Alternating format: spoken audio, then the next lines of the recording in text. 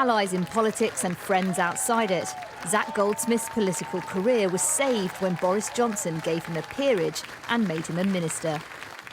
A multi-millionaire and lifelong environmentalist, he was an influential voice on nature and climate change.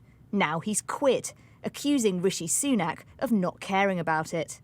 In a scathing letter, he wrote, "The problem is not that the government is hostile to the environment, it's that you, our Prime Minister, are simply uninterested. That signal, or lack of it, has trickled down through Whitehall and caused a kind of paralysis." Should the Prime Minister come clean about the parties?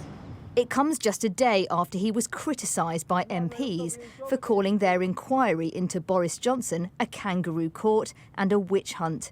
Quickly on Lord Goldsmith, he was asked to apologise for his comments about the Privileges Committee because I felt that those were incompatible with his position as a minister. He's obviously chosen to take a different course. I accept that. I'm proud of the record of this government and indeed of Zac in government. Zac Goldsmith has denied his resignation is all about Boris Johnson and said on Twitter that he would have apologised for his comments about the inquiry. Some colleagues say he no longer has a hotline to number 10 and feels bruised, but charities and opposition parties have backed him up.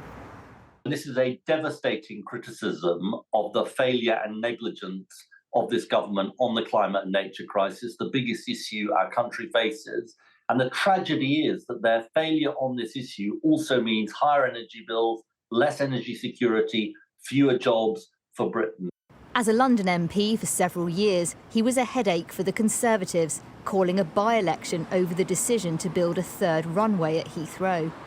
Now he's again accusing his party of broken promises and threatens to be a prominent critic when Rishi Sunak has plenty of those already. Tamara Cohen, Sky News, Westminster.